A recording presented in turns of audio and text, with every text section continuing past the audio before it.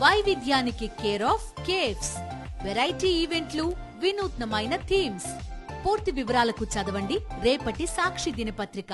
విష్ణు గారు చెప్పండి, ఏమిటి పరిస్థితి, దీన్ని ఎట్లా ఎదుర్కొంటారు? మరి వైష్ణవ సమాజం పోర్టు దగ్గర ఉంటుందట, వాళ్ళందరూ ఎంత బాధపడి ఉండాలా? ఏమిటి ఈ పరిణామం? దీని మీద మీ స్పందన ఏమిటి? నిజంగానే డైవర్షనా లేకపోతే ఎవరు అపచారం చేస్తున్నారు?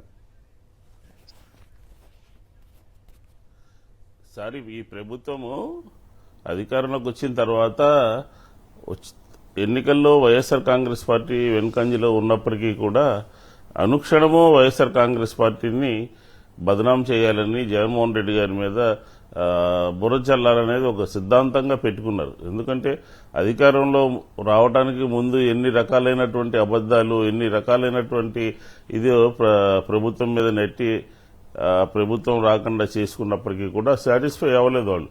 భవిష్యత్తులో జగన్మోహన్ రెడ్డి గారితో చాలా ఇబ్బంది ఉంటుంది అని ప్రభుత్వం వచ్చినటువంటి అనతి కాలంలోనే గ్రహించారు. సరే, ఇప్పుడు ఈ వ్యవహారం అంతా చూస్తే మనకి నిన్న జగన్మోహన్ రెడ్డి గారి పత్రికా విలేకరుల సమావేశం క్లియర్గా మొత్తం అక్కడ జరుగుతున్నటువంటి వ్యవస్థల మీద, అక్కడ జరుగుతున్నటువంటి పరిస్థితుల మీద ఆయన క్లియర్గా చెప్పడం జరిగింది. కానీ అక్కడ లోపలికి వారు చెప్పినటువంటి పదార్థాలన్నీ వెళ్లిపోయి కలిసిపోయినట్టు, గత 5 సంవత్సరాల్లో కల్తీ జరిగినట్టు, గత 5 సంవత్సరాల్లో కల్తీ జరిగినటువంటి లడ్డూలన్నింటినీ కూడా ప్రజలు తినేసినట్టుగా చంద్రబాబు నాయుడు గారు ఆంధ్ర రాష్ట్ర ప్రజలకి చెప్తా ఉన్నారు. ఇది చాలా దుర్మార్గమైనటువంటి కార్యక్రమం అన్నమాట. ఎందుకంటే నిన్న చెప్పారు, అసలు ఒక మంచి వ్యవస్థ ఉంది, ఆ ల్యాబ్లు ఉన్నాయి, తిరుమల తిరుపతి దేవస్థానం సంబంధించినటువంటి అంతా కూడా చెక్ చేసిన తర్వాత మాత్రమే లోపల పంపుతారు అని చెప్తే అసలు లోపలికి వెళ్లిపోయినట్టుగానే, కల్తీ జరిగిపోయినట్టుగానే, అవన్నీ కలిపేసినట్టుగానే మొత్తం టీడీపీ సంబంధించినటువంటి అన్ని వ్యవస్థలు కూడా ఒకేసారి మీద పడిపోయి రకరకాలైనటువంటి కథనాలతో డైరెక్ట్ గా కలిసిపోయినట్టు, కల్తీ జరిగిపోయినట్టుగా చెప్పేస్తున్నారు అనమాట. ఇది ఎంతటి స్థాయికి దిగజారిపోయారంటే ప్రభుత్వం వైఫల్యం చెందింది, విఫలమైంది, ప్రజలకి జవాబుదారీతనం లేదు, ప్రజలకు సమాధానం చెప్పే సమయంలో ప్రతిపక్షం మీద, గత ప్రభుత్వం మీద, జగన్మోహన్ రెడ్డి గారి మీద ఈ బురజల్లే కార్యక్రమాన్ని తీసుకుని ప్రజల నుంచి దృష్టి మళ్లించాలని చెప్పిన ప్రయత్నం జరుగుతుంది. ఎవరు చెప్పినప్పటికీ కూడా, ఎంతమంది చెప్పినప్పటికీ కూడా తెలుగుదేశం వెర్షన్ అనేది ప్రజల్లోకి వెళ్లిపోయే విధంగా ప్రవర్తిస్తా ఉన్నారు. ఈ పత్రికలు కానీ, వారి పత్రికలు కానీ, లేకపోతే ఎమ్మెల్యేలు కానీ, ఈనాడు, ఆంధ్రజ్యోతి వీళ్ళేది రెచ్చిపోయి మరి రాస్తున్నారు.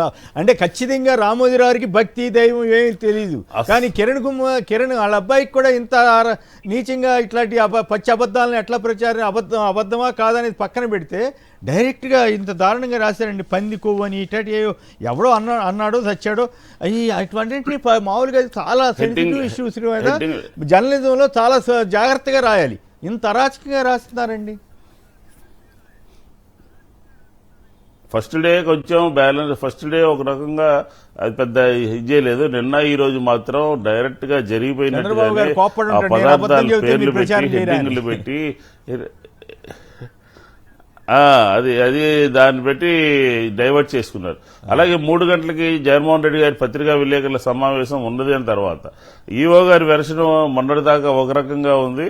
చంద్రబాబు నాయుడు గారు కలిసిపోయింది, కల్తీ జరిగిందని చెప్పేసి బుర్ర జల్లిన తర్వాత ఆయనకి అనుకూలంగా, ఆయన ఆర్గ్యుమెంట్కి అనుకూలంగా ఈఓ ఆర్గ్యుమెంట్, పత్రికల ఆర్గ్యుమెంట్, బీజేపీ నేతల ఆర్గ్యుమెంట్, వీళ్ళందరినీ కూడా చెప్పించడం జరిగింది. ఇదంతా బలపరిచే విధంగా అన్ని పక్కల నుంచి చెప్పించడం జరిగింది. ఇది చాలా దుర్మార్గమైనటువంటి. ఈ విషయం తెలిసిన వెంటనే సుబ్బారెడ్డి గారు ఒకటి చెప్పారు, నేను వెంకటేశ్వర స్వామి దగ్గరికి వచ్చి ప్రమాణం చేస్తాను, మీకు కనుక మీరు కూడా రండి అని చెప్పినారు. ఎందుకు నా సవాల్ స్వీకరించలేదు?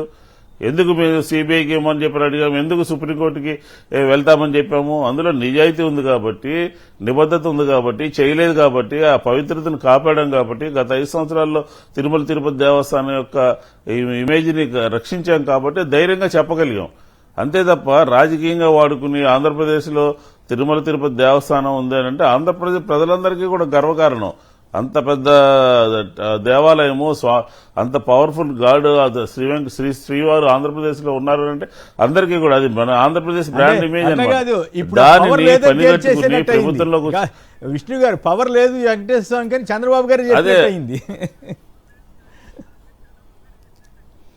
అసలు ఎక్కడికి పోతున్నాము, ఏ విధంగా పోతున్నాము, మనం మాట్లాడేటటువంటి మాటలు ప్రజలకి జుగుప్స కలిగిస్తున్నాయా, లేకపోతే కంపరం కలిగిస్తున్నాయా, రాజకీయాలు కూడా ఈ రకంగా ఉంటాయా అని చెప్పని ప్రజలు భావించేటటువంటి పరిస్థితికి వచ్చినప్పటికీ కూడా అవన్నీ పక్కకు పెట్టేసి ఏదో ఒక మేధావిలాగా, ఏదో పెద్ద దీనిలాగా ప్రజలకి అనవసరమైనటువంటి విషయాలు చెప్తూ తప్పుదావ పట్టిస్తూ బురద జరుగుతున్నటువంటి కార్యక్రమం ఇది చాలా దుర్మార్గమైనటువంటి చర్య. 100 రోజుల పరిపాలన పూర్తిగా విఫలమైంది కాబట్టి ఇలాంటి విషయాలన్నీ తెర మీదకి తీసుకొచ్చి నిన్న జగన్మోహన్ రెడ్డి గారు చెప్పినట్టుగా ఏ సందర్భంలో ఏ విధంగా డైవర్ట్ చేస్తూ వచ్చారో అని చెప్పని మనం అంతా కూడా తెలిసింది. కాకపోతే ఏంటంటే ఈరోజు ఈ కార్యక్రమం ఎంచుకోవటం, వైసీపీ మీద బురద జల్లడానికి తిరుపతి లడ్డూని ఎంచుకోవడం అనేది చాలా దుర్మార్గమైనటువంటిది. ప్రజలు వాళ్ళు పత్రికలో రాసుకున్నా మాట్లాడినా ప్రజలైతే మాత్రం ఎందుకంటే భారతీయ జనతా పార్టీ దీని మీద ఏదో భారీ కుట్ర ఉందేమో నాకు అనుమానంగా ఉంది జగన్ గారికి వ్యతిరేకంగా. దీనిపైన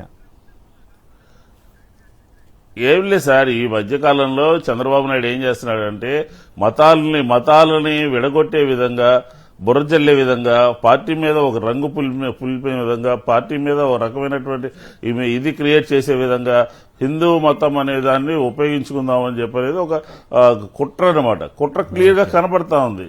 జగన్మోహన్ రెడ్డి గారి కన్నా లేకపోతే ఆయన విధానాల కన్నా మించినటువంటి వారు ఏ రాజకీయ పార్టీ కూడా ఉండదు. ఈరోజు భారతీయ జనతా పార్టీ ఆంధ్రప్రదేశ్ ప్రజలకి కేంద్రంలో ఉన్నటువంటి వాళ్ళు కానీ, రాష్ట్రంలో ఉన్నటువంటి వాళ్ళు కానీ సమాధానం చెప్పాలి. ఇదే చంద్రబాబు నాయుడు ఈ లడ్డూ గురించి మాట్లాడిన మాటలన్నీ తప్పు అయితే ఈరోజు కూటమిలోంచి బయటకు వస్తారా రారా? కేంద్రం దీని మీద సీరియస్ గా యాక్షన్ తీసుకుంటుందా తీసుకోవాలని చెప్పిన కూడా మేము డిమాండ్ చేస్తా ఉన్నాం. నిద్రపోతా సత్యకుమార్ లాంటి వాళ్ళు అసత్యాలు మాట్లాడుతూ ఉన్నారు, మాట్లాడి ప్రజల్ని తప్పుదోవ పట్టిస్తా ఉన్నారు. కాబట్టి ఖచ్చితంగా ఇది ప్రజలకి సంబంధించినటువంటి క్లారిటీగా ఇవ్వాల్సినటువంటి అవసరం అందరి మీద ఉన్నదని చెప్తుంది.